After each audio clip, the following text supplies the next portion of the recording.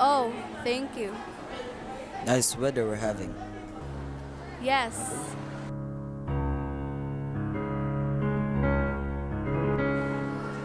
Well, You may sit down if you like. are you sure? I don't want to interrupt your reading. Really, sit. I would like very much to have you do so. The light is too bad for reading. I would prefer to talk. Well, if you insist. You know, you've got to be the funniest girl I've ever seen. Honest, I had my eye on you since yesterday. Yesterday, Didn't know somebody was bowled over by those pretty lamps. Did you, honeysuckle? whoever you are, you must remember that I am a lady. I will excuse the remark you have just made because the mistake was doubtless not an unnatural one in your circle. I ask you to sit down. If the invitation must constitute mere honeysuckle, consider it withdrawn. Sorry. I'm sorry. I didn't mean to offend you.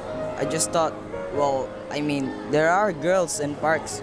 You know, that is, of course. You don't know, but Abandon the subject. If you please, of course, I know. right. Now, tell me about these people passing and crowding each way along these paths. Where are they going? Why do they hurry so? Are they happy? It is interesting to watch them, isn't it? The wonderful drama of life. Some are going to supper and some to other places. One can't help but wonder what their histories are. Yes, how fascinating they seem to me, rushing about with their petty little dreams and their common worries. I come here to sit because here only can I be near the great, common, throbbing heart of humanity. My part in life is cast where its beating is never felt. Can you surmise why I spoke to you, Mr. Parkenstacker. And your name? No, you would recognize it immediately.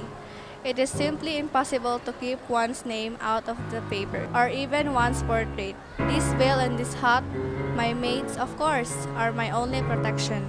They furnish me with an incog. You should have seen the chauffeur staring when he thought I did not see.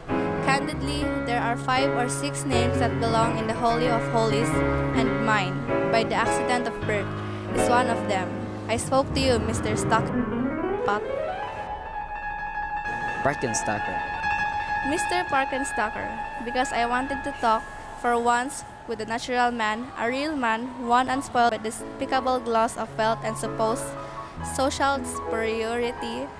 Oh, you have no idea how weary I am of it. Money, money, money, and of the men who surround me, dancing like little marionettes, all cut from the same pattern. I am sick of pleasure, of jewels, of travel, of society, of luxuries of all kinds. I always had the idea that money must be a pretty good thing. A competence is to be desired, certainly, but when you have so many millions that it is the monotony of it that palls. Drives, dinners, theaters, balls, suppers, balls, dinners, more balls, followed of course by dinners and suppers, with the gilding of superfluous wealth over it all. Sometimes the very tinkle of the ice in my champagne glass nearly drives me mad. You know, I've always liked to read up on the habits and customs of the wealthy class. I consider myself a bit of connoisseur on the subject, but I like to have my information accurate. Now, I had formed the opinion that champagne is cooled in the bottle and not by placing ice in the glass.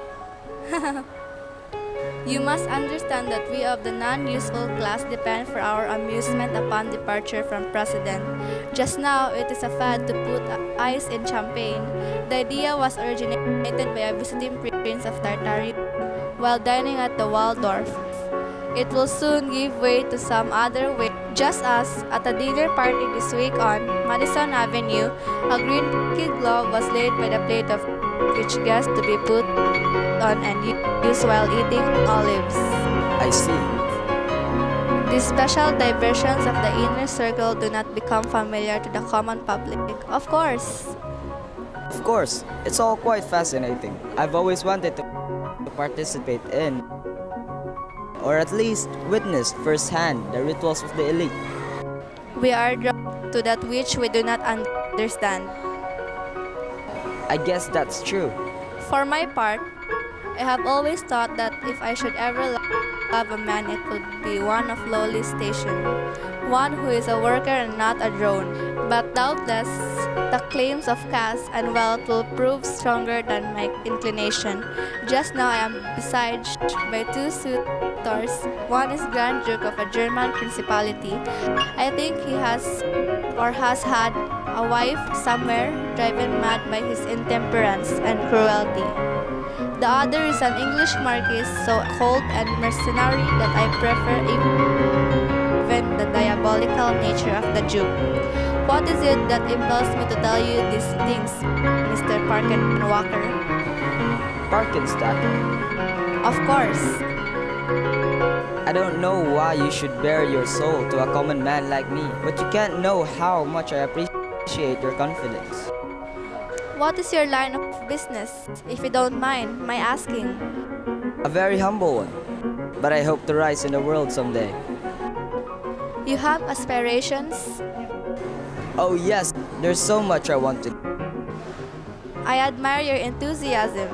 I, myself, can find very little to be enthused about, burdened as I am by the constant pleasure and diversions of my class. Did you really mean it before when you said you could love a man of a lowly station? Indeed I did, but I said might. Why only might? Well, there is the Grand Duke and the Marquis to think of, you know. But you've said yourself, they're so cold. I am sure you understand when I say there are certain expectations of a young lady in my position. It would be such a disappointment to certain members of my family if I were to marry a commoner, as we like to call them. You simply cannot imagine the scandal it would cause.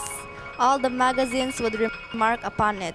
I might even be cut off from the family fortune, and yet no calling could be too humble where the man I loved all that I wish him to be. I work in a restaurant. Not as a waiter. Labor is noble, but personal attendants, you know, valets and... Not a waiter, I'm a cashier. In that restaurant over there. That one there? That one? Yes, Are you sure? quite sure. But... Oh, What is it? What's wrong? I am late for an important engagement. An engagement? Yes. Some sort of ball or... Yes. Will I see you again? I do not know. Perhaps, but the wind may not seize me again. I must go quickly now.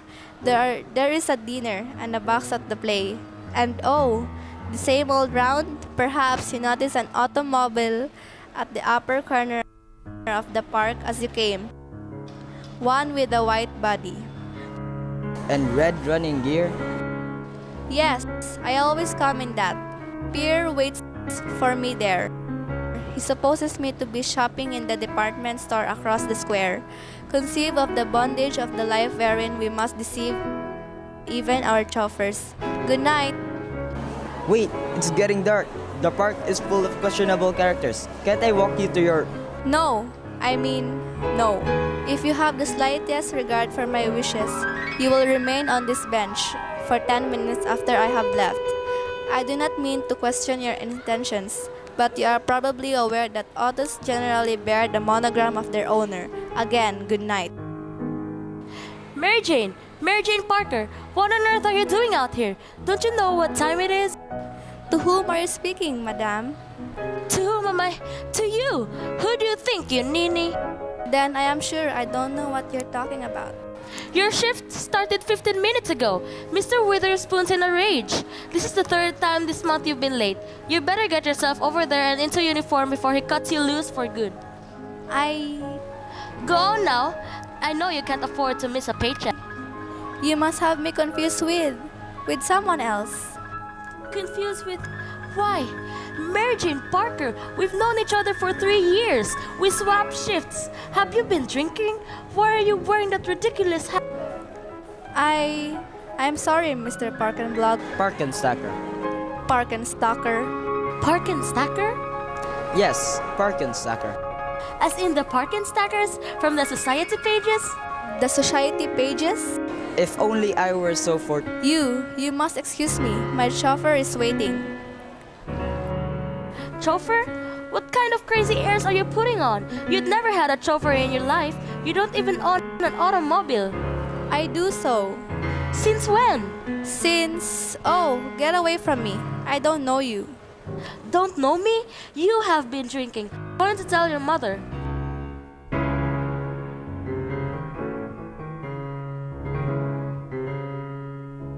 Wait, you forgot your... Begging your pardon, sir. Yes, Henry. I don't mean to intrude, but your dinner is served. Shall I cancel? No, I'm coming. Very good, sir. The auto is waiting.